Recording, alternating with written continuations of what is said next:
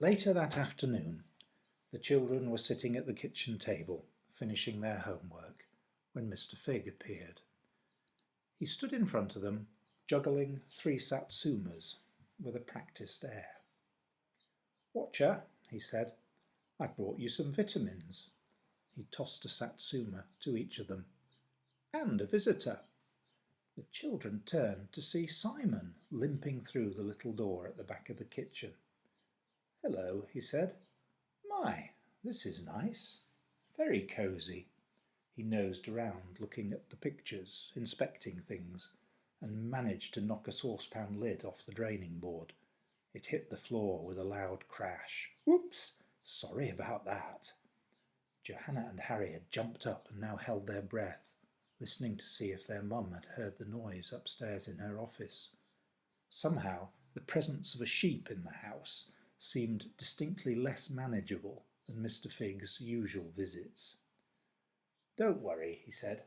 "We're not staying. I just thought it would be easier to pick you up on the way."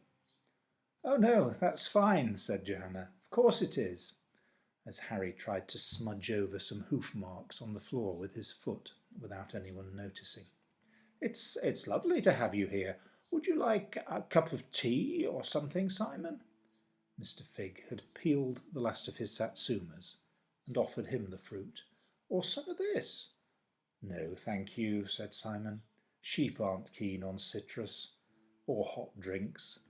I'll just take a couple of these for the journey, if I may." He selected some daffodils from a vase on the dresser and bit into them. "Very tasty, thank you. When you have to graze indoors, it's a good idea to keep the plants nice and fresh in water like this." Mr. Phigg grinned, enjoying the disruption he was causing. "Okay," he said at length. "All set? Off we go then." They went out through the little door, and it felt to the children that it took longer than usual to get to the other side. They came out onto the overgrown bank of a sluggish stream. The air was warm and damp, filled with the smell of flowers and the buzz of bees, and it was lush with growing things. Said Johanna. "It's like being in a greenhouse. Where are we?" "This is the new mangrove swamp," said Mr. Phigg. "Is there an old one?" "There was, but apparently it dried out over the years and got rather chilly and uninviting. And since the boys like to be cosy, they moved over here." "The boys?" "It was your idea, Johanna," explained Mr. Phigg, "and it's very logical. If we're having trouble with the bringers of bad dreams, then we should try the folk who bring the good ones." "We've come to talk to the soft centaurs," said Simon, "to see if they can do something to help us with the nightmares. We don't normally have much to do with them. They like to keep themselves to themselves." "Centaurs?" said Johanna, bouncing up and down in excitement. "Really?" "Yes. And they're half horse and half man, like in the stories?" She had a book about Greek myths and had always loved the idea. "Yes." "I bet they'll see the nightmares off," said Harry. Mr. Phigg and Simon exchanged glances before Mr. Phigg replied. "Now, don't get your hopes up too high.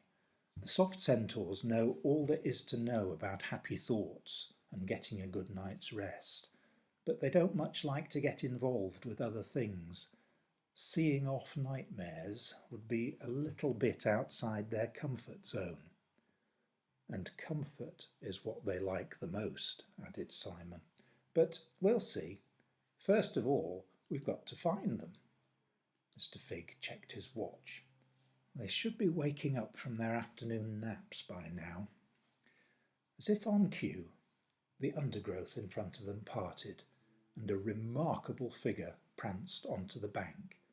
It was indeed a centaur, the body, legs and tail of a glossy-coated chestnut horse, and, rising from the horse's chest, the torso, arms and head of a man. But unlike the ones you may have seen on ancient vases, this centaur was wearing a mauve cardigan with a matching scarf knotted in a fashionable style.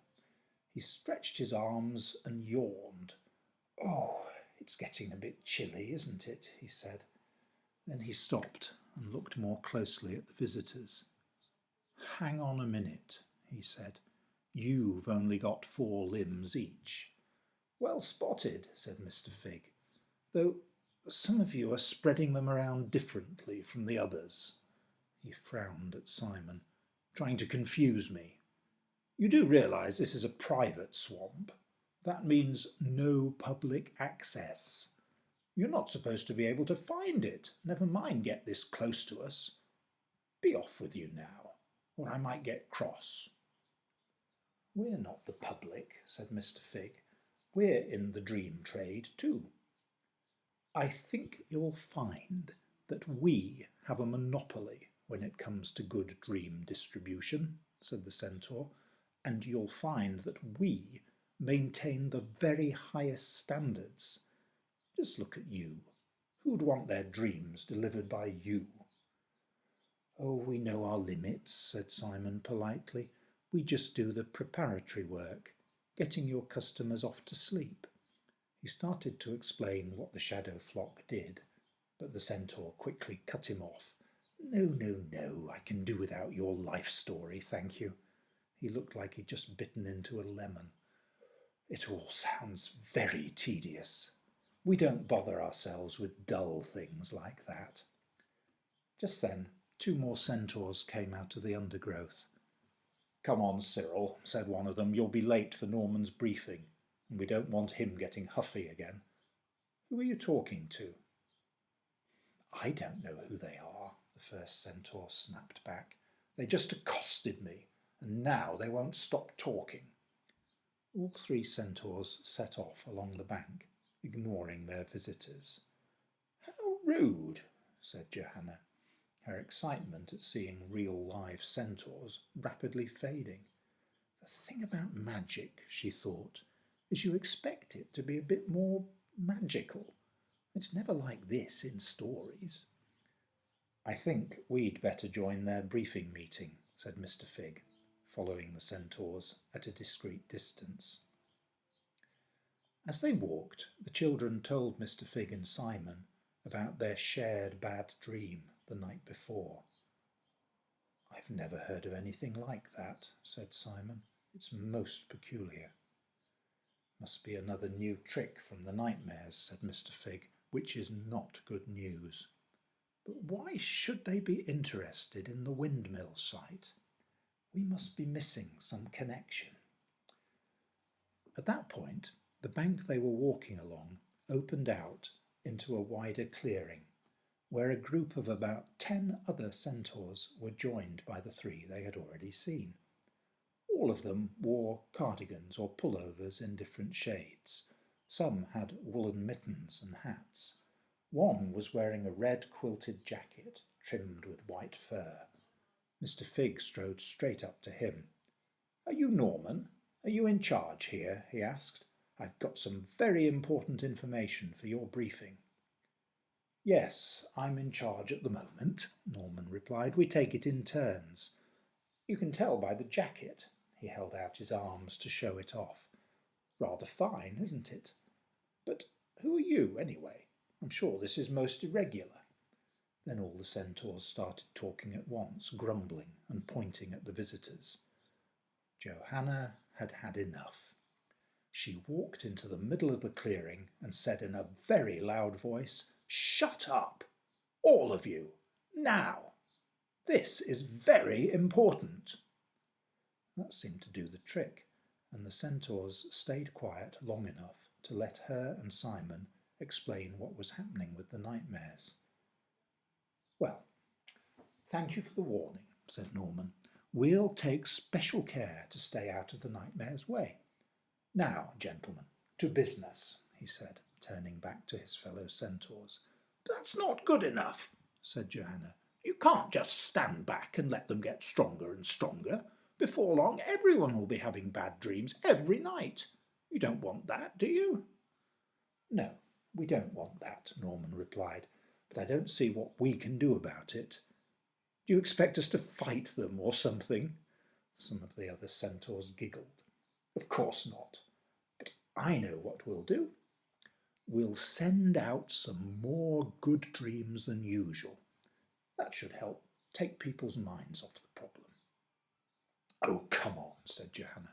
We're not getting anywhere here. She turned on her heel and stomped out of the clearing, closely followed by Harry, Mr. Phigg and Simon. What a feeble bunch, she said. Really? Well, I said we shouldn't expect too much, said Mr. Phigg, but let's see. You may have just planted a seed, Johanna. Their hearts are in the right place, I think, underneath it all.